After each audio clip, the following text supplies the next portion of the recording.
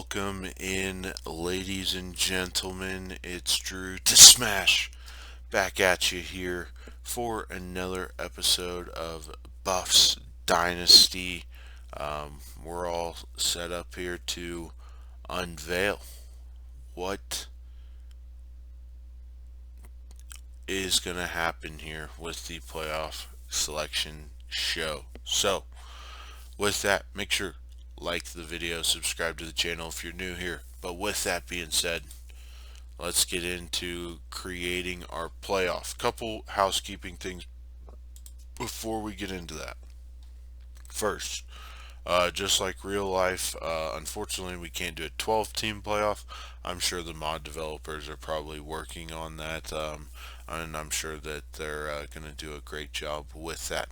However, we're going to do a 4 team playoff, and then next year we'll start doing 8 team playoffs from here on out. So just a couple clarification things for you on the dynasty there. But nonetheless, let's get into figuring out what this 4 team playoff is going to look like. And there it is. You have the Michigan Wolverines at the 1 seed, taking on the Syracuse Orange in the Orange Bowl. And then you have the North Carolina Tar Heels, champions of the ACC, taking on the Arkansas Razorbacks, champions of the SEC, there in the All-State Sugar Bowl. So let's go ahead and save that. As far as the Buffs bowl game, we are going to be taking on the Ohio State Buckeyes in the Orange Bowl, at 11-2 versus 10-2. So we're going to go ahead and save that. All right, now we are all back into the dynasty. So let's take a look at kind of what transpired. So the selection committee decided to go with, obviously, you keep Michigan, the Big Ten champion, at 1. North Carolina and their win over the Orange go from 5-2. Arkansas, with their 2 losses to TAMU and Bama, are beat Georgia in the SEC championship game, and that solidifies them at 3. And then the 12-1 Orange, getting the nod at 4 over the Colorado Buffs, a Pac-12 championship team. So what the big deciding factor the committee has come out and said, was that again, it's much like the TCU debate, of you can't punish an undefeated regular season team for what happens in a championship game, and Syracuse is not going to get punished for playing in the ACC title game and losing to another playoff team. And while yes, we did beat Washington, our losses to USC and Oregon State specifically, is worse than, 1 loss to UNC. So Syracuse gets the nod ahead of us. So unfortunately, that's just how it fell. If it was next season, we would be in the playoff, an 8-team playoff. So we'll see how that goes and transpires in the next season. Let's go into the Heisman Award winner. So you have Trey Sanders bringing home the award for the Alabama Crimson Tide. Blake Corum finishing 2nd. Sean Tucker 3rd. Caleb Williams 4th. And then Will Rogers rounds out the 5th slot there. Let's go around the country and take a look at the award winners. So Will Rogers wins the Maxwell Award. You have Lou Nichols III winning the Walter Camp. The Benardic Award goes to Antonio Johnson. The Nagurski goes to MJ Sherman. The O'Brien goes to Will Rogers. Lou Nichols wins the Doak Walker Award. And surprise, surprise, Cole Dawson wins the Bolitnikoff. Not really a surprise there. Broke the NCAA record for receiving yards in a season, 83 catches, 2264 yards, 15 touchdowns. Absolutely incredible season from Cole Dawson there. Michael Trigg wins the Mackey. Trevor Keegan wins the Outland. Remington goes to Jake Renfro. Lucas Van Ness wins the Lombardi. Ivan Pace Jr. wins the Butkus. The Thorpe Award goes to Antonio Johnson. Borgalis wins the Garoza, and the Guy Award goes to Tom Sneat. And Johnny the Jet Rogers Award goes to Christian Turner of Wake. So those are your award winners, and then let's go into who's an All-American. So our first team All-Americans are Will Rogers, Lou Nichols, Deuce Vaughn, Cole Dawson, Jordan Addison, Michael Trigg, Matthew Bergeron, Paris Johnson, Trevor Keegan, Clark Barrington, Carlos Vettorello, I think I said that right, Daniel Robledo, Isaiah Bagna, Liam Rodman actually getting the first team All-American nod at nose tackle. Big surprise there. And Evan Anderson also receiving that award at FAU. Big son of a gun. Aubrey Smith, first team All-American middle linebacker. Jamoy Hodge also earning that honor, as well as Evan Pace. Moses Alexander, Eric Gare, we'll go with, are your corners. Elijah Clark and Antonio Johnson at safety. Borgalis and James Williams are your special teamers, and August Petrie III is your round out of the first team. Second team, we'll just quickly go through this. Note anybody of sort from our team, which is none. But yeah, this is just a quick look at your second team All-Americans. Let's go to the All Pac-12 team and see what we got there. So we got Caleb Williams, Trey House, first team All Conference, Byron Cardwell, Cole Dawson, and Addison, no surprise there. Quentin Moore out of Washington, Jamarillo, Gustav picking up the first team, Rodman also first team, Carey first team, Chatfield and Smith, Williams also first team, Taylor first team. A lot of guys actually first team all conference players. Quite a surprise, honestly. Craig Williams, not a surprise there, as well as Smith, but Carey, Gustav, Rodman, I'm not surprised by, but Gustav, Carey, Taylor, definitely surprised by those guys. Offensively, Trey House, I thought he'd maybe be a second team guy, but being first team, we'll take it. As far as second team goes, we got Devin Grant, defensive end. Great job by him this year. And then we got Derek Alexander, the true freshman. Trevor Woods and Becker. Wow, quite a surprise. All right. With that being said, we'll check out the end of the season stats here. So Tyrone Moses, true freshman, finishes at 3,200 yards, 25 touchdowns, 23 interceptions, 63% completion percentage. Really great season for Tyrone. Trey House over 1,100 yards, finishing at the quad ones, 1,111 yards and 22 touchdowns. Great season by Trey House there. Moses and Stacks also contributed well there in the running game. Then you got into the receiving numbers. Again, Cole Dawson, only one worth noting. And then defensively, we went through kind of all those stats. and everything like that in the season recap episode. So,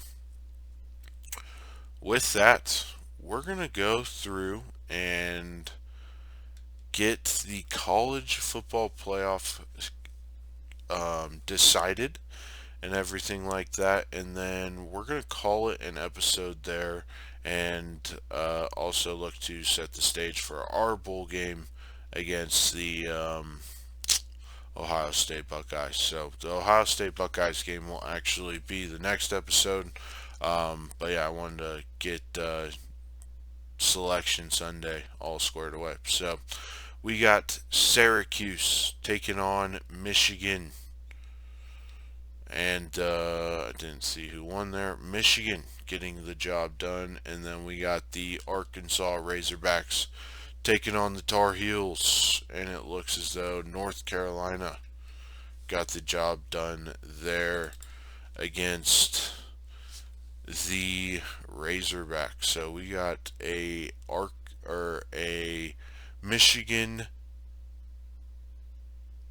North Carolina national championship. So with that, we're going to exit the Dynasty here real quick. Go back into our college football editor software here. And we're going to load this up. And just like we mentioned, North Carolina getting the job done against Arkansas. Michigan, job against Syracuse. And we got Michigan, North Carolina in the national championship game. Alright, so we are finally back here in the Dynasty. And last but certainly not least, let's crown our national champion.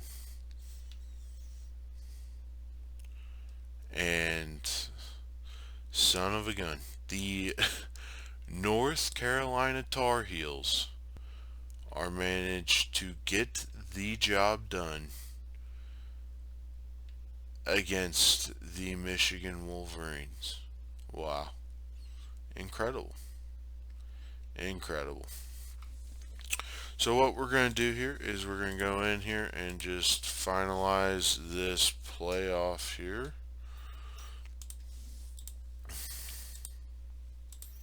Oh, yes. Oh, pardon me, guys. And there it is your North Carolina Tar Heels are champions over the Michigan Wolverines. 28-27. What an incredible national championship game. And the Tar Heels bringing it home. So, looking at the history here, you had Oregon State bringing it home last year, North Carolina bringing it home this year, as far as national championships go in this dynasty. So, been an incredible season for the Tar Heels. So with that, we are back in the dynasty here, getting everything, squared away. Tar Heels are your national champions. And with that, we have a huge, we do have a huge game against the Buckeyes, but I wanted to go through and look at all the bowl matchups. So you got Cincinnati taking on North Texas. We're just going to scroll through here if we'll announce any big games that kind of catch my eye here. But we'll just kind of scroll through the schedule for bowl season. You got USC taking on Boise State in the Las Vegas Bowl. That should surely be a good one. Florida State, Wisconsin in the Mayo Bowl. Excited to see who gets dunked in Mayo there. Utah taking on NC State. Texas, Miami in the Cheez-It Bowl. Should be an interesting game. You got Missouri taking on K-State in the Texas Bowl. Reuniting an old Big 12 rivalry a little bit. Oregon State, Wyoming. You got Oklahoma State taking on the Oregon Ducks. That should be an interesting game. LSU and Nebraska going to the Guaranteed Rate Bowl. Stanford, Wake Forest. Florida Northwestern. Florida better destroy in that game. Mississippi State taking on West Virginia. The Chick-fil-A Peach Bowl is a rematch of the Georgia Tech um, rivalry, and Georgia Tech won last time. I mean, what a just let's take a moment to recognize that this is just an interesting Peach Bowl, to say the least. That you're going to have the Georgia schools square off in the Peach Bowl in Atlanta. That's kind of nutty. Just the way the cards fell, though. UTEP taking on Eastern Carolina. Houston plays Washington. Alabama, Illinois. There's your playoff semifinal game. You got Texas A&M and Louisville squaring off. TCU and Ole Miss in the Fiesta Bowl. Again, other bowl game. Penn State will take on Iowa State in the Cotton Bowl. You got Notre Dame taking on Auburn in the Birmingham Bowl. And then there's your national championship game. And then again, you got us taking on the Buckeyes in the Orange Bowl. So, with that, in the next episode, we will go about taking on the Ohio State Buckeyes. Yes, we are not playing for the national title game. The news story's wrong. But, so as far as previewing that game, are you telling me I am, let's see if I can do it from here. Alright, previewing the game. We got the points per game is up in our favor. Ohio State does have the number one ranked offense in the country. They run the ball for 250 yards a game almost. And their passing offense is about 258. We do have an upper hand in our statistics as far as our passing offense goes, but then they do have the number 3 ranked defense in the country, and we have the 46th. Their rush defense is average, or I mean, it's still exceptionally good, but we do have the edge there. Since we just have the number 1 ranked pass rush defense in the country. Pass defense, though, they are 6th, allowing about 150 passing yards a game, and we allow 251, which is almost dead last. As far as turnover differential goes, they kill us. We're minus 18, apparently, in that category. So Ohio State, as far as actual statistics go, it's Ohio State does have the edge there for in a lot of categories, but should be an overall great game. Looking back at the Ohio State schedule, they lost to the 7th ranked team, Penn State, and then they lost to Michigan by 1. They didn't play Syracuse, so I'm not sure how that happened. But we'll be taking them on in the bowl game, which will be our next episode. So, with that, if you enjoyed Selection Sunday, make sure you subscribe to the channel, like the video, and tune into the next one as we're taking on Ohio State in the Orange Bowl. And till the next one, we'll see you guys then. Take care. God bless. Have a great one. And stay tuned, and we'll see you in the next one. Drew Smash signing off. Peace out.